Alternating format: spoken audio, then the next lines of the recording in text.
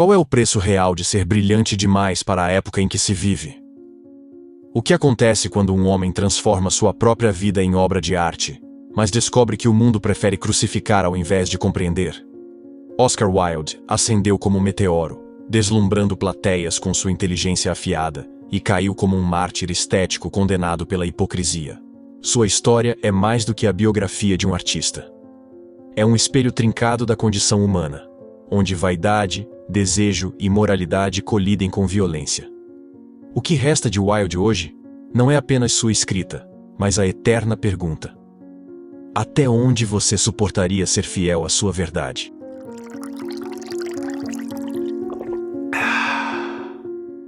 Na Londres vitoriana do final do século XIX, Oscar Wilde surgiu como um corpo estranho dentro de uma sociedade que respirava hipocrisia e alimentava sua vaidade com convenções rígidas.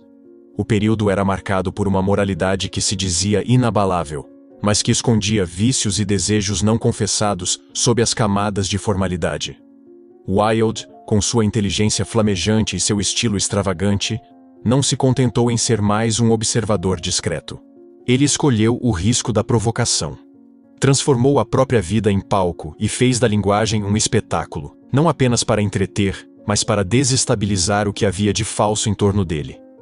A sua arte não nascia do silêncio dos gabinetes, mas do choque com as plateias, do confronto com a mediocridade disfarçada de virtude.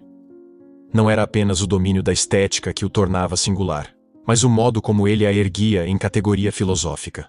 Wilde entendia a beleza como a mais alta expressão da existência e proclamava sua supremacia sobre qualquer utilitarismo moral. Em O Retrato de Dorian Gray, deixou uma confissão disfarçada de romance, onde a busca pelo prazer e pela juventude eterna simboliza não apenas a vaidade de um personagem, mas a pulsão humana que se recusa a submeter-se aos limites impostos. Em uma das passagens mais emblemáticas, Lord Henry sentencia: a única maneira de se livrar de uma tentação é ceder a ela. Resista, e sua alma adoece de desejo pelo que lhe foi proibido. Essa frase não é mero ornamento literário, mas um desafio lançado à moralidade da época, e por extensão, a todos aqueles que preferem o conforto da renúncia ao abismo da autenticidade. A literatura de Wilde não é uma apologia cega ao hedonismo, como seus acusadores tentaram reduzir, mas um exame profundo da tensão entre desejo e consequência. Dorian, ao preservar sua juventude enquanto sua pintura apodrece, encarna o dilema de todo ser humano que busca a aparência da virtude enquanto oculta os efeitos de suas escolhas. Há nesse jogo uma metáfora cruel. A sociedade vitoriana era Dorian em larga escala, sorridente em público, decadente em segredo. Wilde expôs essa duplicidade com ironia devastadora. Em outro trecho da obra, quando Basil, o pintor, implora a Dorian que revele o quadro, declara: lembra-te que o pecado é uma coisa que não pode ser escondida. As coisas mais pequenas que fazemos ou dizemos têm ecos invisíveis e sutis. Essa advertência dirigida ao protagonista reverbera como um presságio da própria ruína de Wilde, acusado e condenado por viver o que outros apenas ousavam fantasiar. A filosofia estética que Wilde propôs pode parecer, aos olhos superficiais, um convite ao excesso sem freios. Contudo, analisada em profundidade, revela-se um chamado à coragem. Para ele, viver de modo estético não era a fuga das responsabilidades, mas a elevação da experiência cotidiana à altura de uma obra-prima. Ele escreveu em um de seus ensaios: a arte nunca expressa nada além de si mesma. É uma forma de puro exagero. E assim como a natureza, mente sempre. Ao afirmar isso, Wilde desmantelava a crença de que a arte deveria educar ou moralizar.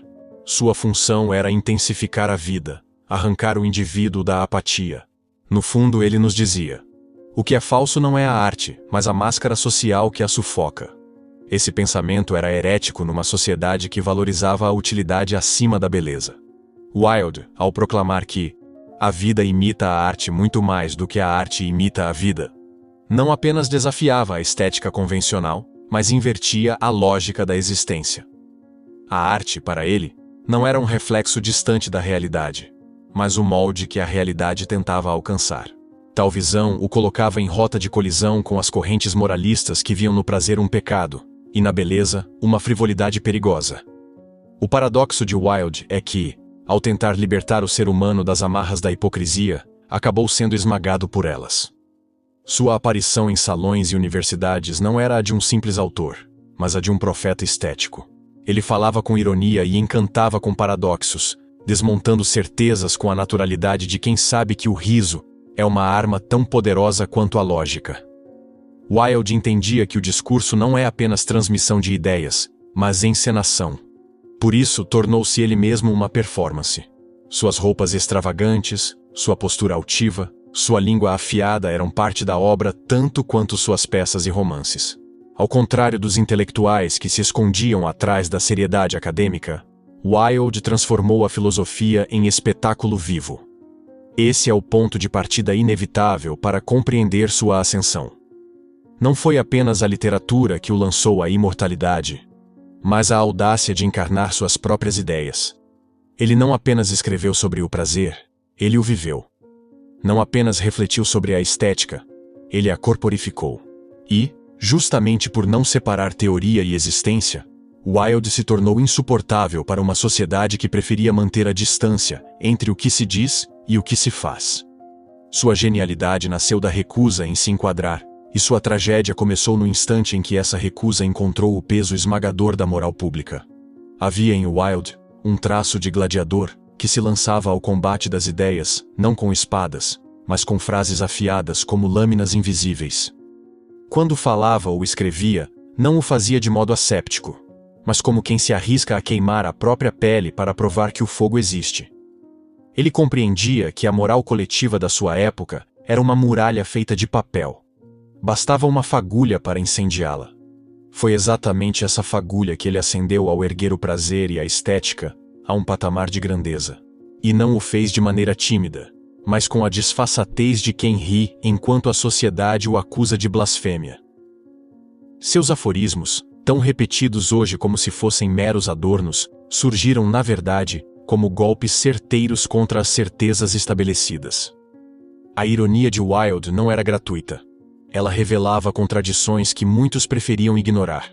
O exemplo mais claro disso encontra-se em O Retrato de Dorian Gray, onde a figura de Lord Henry se impõe como oráculo da tentação. Aqueles que encontram belos significados nas coisas belas são os cultos. Para esses, a esperança. São os eleitos, para os quais as coisas belas significam apenas beleza. Essa declaração, que abre o prefácio da obra, é um manifesto estético e uma provocação filosófica. O autor deixa claro que a interpretação moralizante da arte é sempre uma mutilação, uma tentativa de reduzir a beleza ao campo da utilidade moral. Wilde, ao inserir essa defesa no limiar de sua obra, não estava apenas antecipando críticas, ele as desarmava com sarcasmo. É impossível compreender a força de Wilde sem perceber que sua filosofia não nasceu de um retiro contemplativo, mas de uma vida vivida em constante fricção. Ele não pregava valores a partir de uma distância confortável, mas encarnava aquilo que proclamava. Essa autenticidade dava peso às suas palavras e desconforto aos seus detratores. O objetivo da vida é o desenvolvimento próprio, a realização perfeita da própria natureza. Eis para que cada um de nós venha ao mundo. Essa sentença, que soa como um convite à plenitude, esconde também uma acusação. A maioria abdica de si mesma para agradar às convenções. A obra é uma meditação sobre a liberdade estética e espiritual, apontando para um horizonte em que o indivíduo não se ajoelha diante de dogmas, mas floresce em sua singularidade. O efeito dessa filosofia é incômodo porque obriga cada um a encarar o que sacrifica em nome da aceitação. Quantas vezes o desejo genuíno foi calado para que a máscara da respeitabilidade permanecesse intacta? Wilde denunciava esse processo de autonegação com uma coragem que poucos ousavam cultivar. Ele entendia que a sociedade adora exigir renúncia pública enquanto consome prazeres ocultos. Essa duplicidade, ainda visível em qualquer época, foi seu alvo preferido. Ao expor tal contradição, não oferecia apenas uma crítica social. Revelava o vazio de uma vida moldada pela covardia. O paradoxo de Wilde é que, ao mesmo tempo em que celebrava o gozo estético, tinha plena consciência de que o prazer exige responsabilidade. Dorian Gray não é apenas o símbolo da juventude preservada, mas também o retrato de uma consciência que não pode ser silenciada. O quadro, que se degrada em silêncio, funciona como acusador invisível. Em uma passagem marcante, Basil implora a Dorian: o mal que cometemos não fica conosco. O mundo suporta a nossa culpa como febre, ou nos perdoa como se perdoa o vento. A advertência é clara. Todo ato, por mais oculto que pareça, reverbera no tecido da vida. Wilde, ao dar voz a Basil, reconhece que a estética, sem reflexão, pode degenerar em destruição. É nesse jogo entre fascínio e perigo que a literatura de Wilde atinge sua potência máxima. Sua genialidade residia em não oferecer respostas fáceis, mas em criar dilemas que se arrastam como sombras. Ele não buscava formar discípulos que o imitassem, mas provocar consciências a se reinventarem. Por isso, suas frases sobrevivem ao tempo, porque carregam um veneno doce que ainda hoje provoca vertigem. A lição implícita é clara. Ceder ao chamado da própria natureza é arriscado, mas negar-se é uma forma de morte lenta. A grandeza de Wilde não está em frases de efeito isoladas, mas na coerência entre vida e obra. Ele transformou sua existência em testemunho daquilo que escreveu, consciente de que pagar por esse ato seria inevitável. O resultado foi um legado que não pode ser lido apenas como literatura, mas como filosofia encarnada. Quando suas palavras atravessam os séculos, não ecoam como máximas abstratas, mas como um convite perigoso. Assumir, sem disfarces, a intensidade da própria vida. A coragem de Wilde em desafiar convenções revela um contraste doloroso com a tendência humana de buscar aprovação a qualquer custo. Quantos não vivem dobrados sob o peso da expectativa coletiva, sacrificando convicções íntimas para caber em molduras sociais estreitas? Esse movimento de submissão é silencioso, quase invisível, mas produz um efeito devastador. Um ser humano esvaziado de autenticidade. Wilde escolheu a rota contrária. Recusou o disfarce confortável, mesmo ciente das consequências. Essa recusa não foi capricho de dandy, mas ato filosófico, declaração de independência contra a moral que aprisionava os desejos e tornava o prazer uma vergonha. Ele não se escondeu, e ao não se esconder, expôs a covardia dos que preferem o silêncio ao risco. O retrato dessa hipocrisia coletiva ganha vida em sua obra maior. Dorian, encantado com a promessa de eternidade, deseja que apenas a pintura envelheça em seu lugar. E o desejo é atendido. A cada ato de crueldade, a cada traição e excesso, o quadro se deforma, enquanto o jovem permanece impecável aos olhos do mundo. Não há metáfora mais cruel daquilo que Wilde denunciava. A sociedade que ostenta juventude e virtude em público, enquanto apodrece em segredo. Em uma das passagens mais fortes, Dorian declara: a cada pecado cometido, sua alma é tocada, mas o retrato leva a cicatriz. Aqui, Wilde não apenas cria uma ficção fantástica, mas denuncia um mecanismo real. A coletividade prefere manter a aparência intacta, deslocando para lugares escondidos aquilo que não quer admitir. Esse jogo de aparências não se restringia à ficção. O próprio Wilde se tornou alvo de um processo semelhante. Enquanto encantava plateias com sua inteligência, era observado com suspeita por viver aquilo que pregava: o prazer, a liberdade, o amor sem máscaras. Seu erro, aos olhos da moral vitoriana, não foi amar, mas amar de modo público. A sociedade tolera o desejo, desde que ele permaneça subterrâneo. Wilde, ao contrário, preferiu ostentá-lo, e isso foi imperdoável. Nesse ponto, a provocação de sua obra se confunde com a provocação de sua vida. Ele ensinava que renunciar à própria essência para se encaixar é um suicídio lento, e por isso, tornou-se alvo inevitável. O paradoxo se intensifica quando lembramos de frases que soam como espadas arremessadas contra a passividade. A desobediência, aos olhos de quem lê a história, é a virtude original do homem. É por desobedecer que o progresso se faz possível. Essa sentença não é apenas um jogo de retórica, mas uma condenação da covardia que molda comportamentos. Ao defendê-la, Wilde insinua que aqueles que obedecem cegamente à moral não são virtuosos, mas cúmplices de sua própria servidão. Quantos, diante de um tribunal invisível formado por vizinhos, parentes e colegas, não abandonam a si mesmos para serem considerados aceitáveis? Wilde respondeu com sua própria vida. preferiu ser condenado a ser conivente. É necessário compreender a ferocidade dessa postura. Não se trata de hedonismo inconsequente, mas de uma visão filosófica radical. Wilde sabia que viver segundo sua estética exigia pagar um preço alto. Ele o pagou, e caro. A sociedade não perdoa quem desvela sua falsidade com tamanha elegância. O julgamento público que sofreu não foi apenas jurídico, foi moral. Um espetáculo que servia para reafirmar a ordem hipócrita. O que estava em questão não era apenas sua vida privada, mas a legitimidade de um modo de existir que dispensava a mentira. Essa perseguição demonstra até onde vai a hostilidade contra quem prefere a autenticidade ao consenso.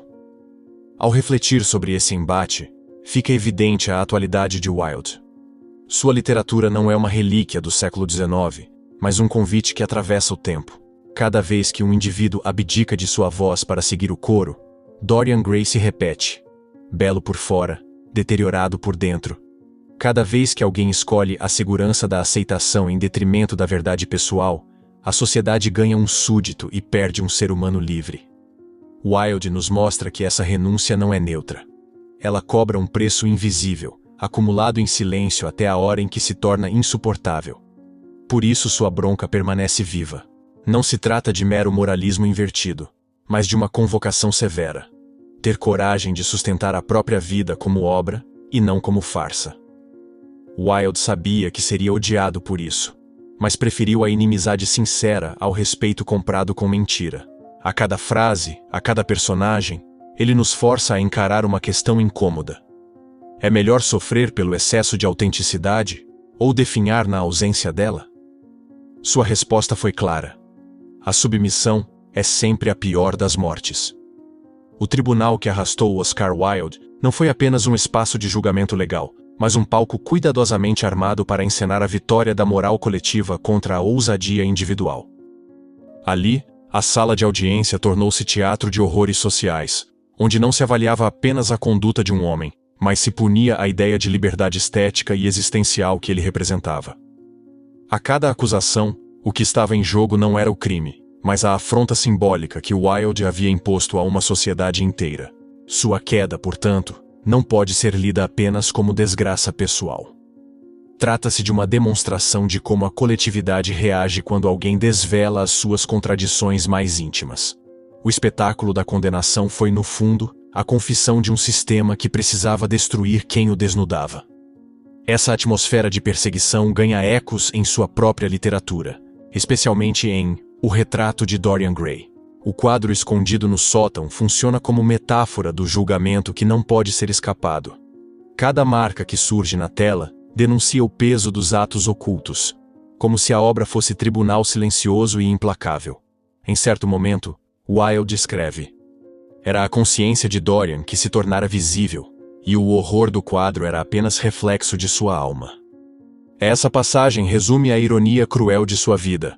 Aquilo que na ficção se apresentava como punição estética tornou-se realidade quando Wilde foi exposto à execração pública. O tribunal londrino transformou sua intimidade em espetáculo, tal qual o quadro revelava a decadência do personagem. O contraste entre a inteligência cintilante e a humilhação sofrida diante dos juízes cria uma tensão trágica. Wilde, que tantas vezes usara a retórica para dominar salões e plateias, viu-se forçado a utilizar essa mesma habilidade para defender a própria vida contra acusações envenenadas por preconceito. Mas ali, sua eloquência já não encantava. Era recebida como desafio insolente. As mesmas frases que outrora provocavam risos, agora serviam como provas de sua suposta depravação. Esse deslocamento é uma das crueldades mais marcantes de sua trajetória. O talento que o havia alçado ao topo foi manipulado para destruí-lo. O cárcere que se seguiu não foi apenas uma punição física, mas uma tentativa de silenciamento. A prisão de Reading, onde cumpriu 2 anos de trabalhos forçados, representava a vitória da moral vitoriana sobre a estética rebelde. Entretanto, mesmo nesse cenário de degradação, Wilde deixou testemunho pungente de sua experiência.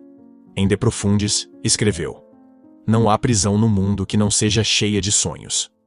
Esse trecho, escrito em meio ao desespero, não é ingenuidade, mas afirmação da resistência estética diante da opressão.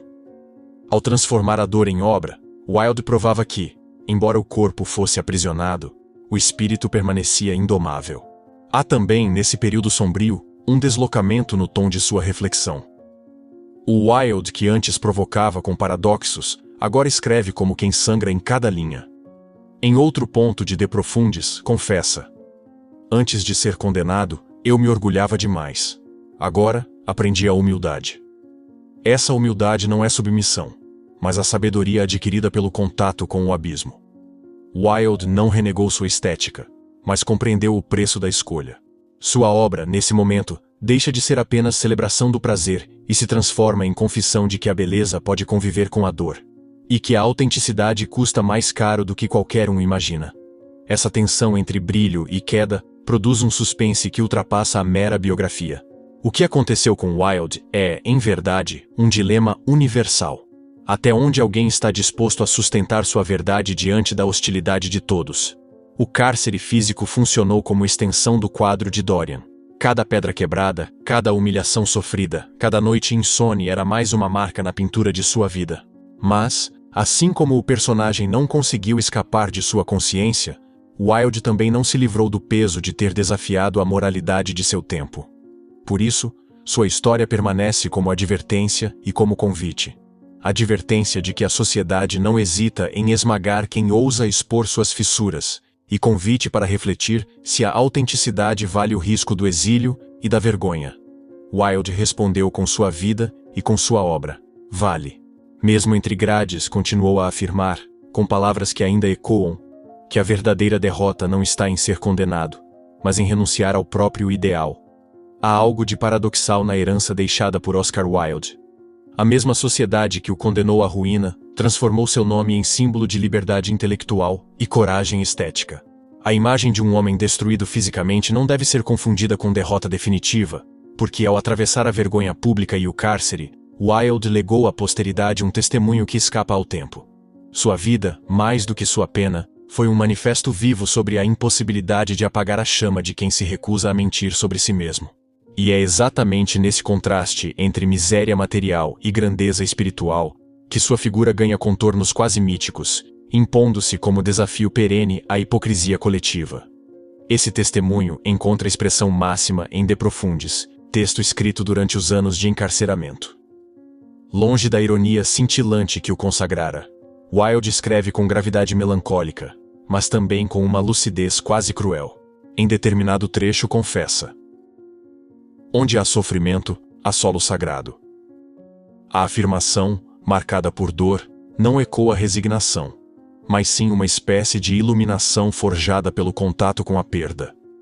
Wilde, que outrora havia exaltado a estética como o mais alto valor, agora reconhece no sofrimento uma dimensão transformadora.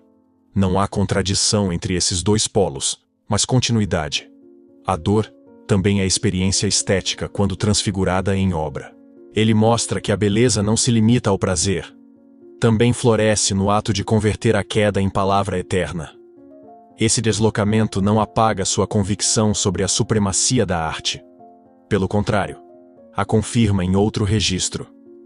Em um dos trechos mais conhecidos do mesmo texto, Wilde declara: entre a arte e a vida, a arte é a grande vencedora. Essa frase, escrita no auge da adversidade, é quase um grito de vitória contra os que acreditaram destruí-lo. Ainda que privado de liberdade, ele mantinha intocado o princípio central de sua filosofia. A vida só encontra sentido quando se deixa moldar pela estética. Mesmo reduzido à condição de prisioneiro, Wilde não se despediu desse ideal, mas o reafirmou com ainda mais intensidade. Não é coincidência que sua última obra publicada em vida, A Balada do Cárcere de Reading, seja marcada por esse mesmo espírito. No poema, cada verso carrega a dor dos que dividiam cela com ele, mas também a denúncia de um sistema desumano que esmagava vidas. Cada homem mata o que ama, por cada um isto é ouvida. Alguns o fazem com olhar amargo, outros com palavra lisonjeira. Essa abertura, que ecoa como sentença universal, vai além da experiência pessoal. Denuncia a condição humana de destruir aquilo que é mais precioso. Wilde fala como quem conhece esse destino não apenas pela observação, mas pela experiência direta. O poema transforma o cárcere em palco de revelação, onde a própria linguagem se torna resistência contra o esquecimento. Sua trajetória final, marcada pela pobreza e pelo exílio em Paris, poderia ser vista apenas como tragédia. Mas seria ingênuo reduzi-la a isso. O homem que morreu em um quarto de hotel decadente é o mesmo que atravessou o tempo para ser reconhecido como visionário. A ausência de aplausos, fortuna e reconhecimento em seus últimos anos não diminui sua grandeza, antes a amplifica. Wilde é lembrado porque pagou o preço máximo por sua coerência. Diferentemente de tantos que se ajustam ao gosto coletivo para manter privilégios, ele preferiu enfrentar a vergonha pública a trair o ideal que sustentava sua vida. Essa escolha é o núcleo de sua permanência. Enquanto Dorian Gray se perde tentando escapar das consequências de seus atos, Wilde encontrou no próprio sofrimento a ocasião para afirmar a autenticidade como destino. Ele não negou a tragédia que o consumiu, mas fez dela um testemunho a ser transmitido. A cada página escrita, a cada frase lapidada, deixou claro que a fidelidade à própria essência, embora custosa, é a única vitória que resiste ao tempo. É por isso que sua memória não se apaga. Sua história não é apenas a de um homem caído em desgraça, mas a de alguém que transformou a ruína em revelação estética. Oscar Wilde nos obriga a encarar um dilema incômodo. O que pesa mais, a segurança de uma vida conformada ou a grandeza de uma existência vivida sem concessões? A resposta ele deu com o próprio corpo, com a própria voz, com a própria obra. E essa resposta ecoa, desafiando os séculos, como um lembrete de que a autenticidade custa caro, mas a renúncia custa infinitamente mais. E agora, eu pergunto: você teria coragem de viver sem concessões, mesmo sabendo que o mundo te apedrejaria por isso? Se essa provocação queimou dentro de você, inscreva-se no canal, ative as notificações e entre para o clube de membros, porque aqui, a filosofia não vem diluída em frases motivacionais. Quero que você comente: o que é mais perigoso, viver fiel a si mesmo ou morrer sufocado pela aprovação dos outros? Leia Wilde, e talvez descubra que a vida, quando tratada como obra de arte, é o maior ato de rebeldia.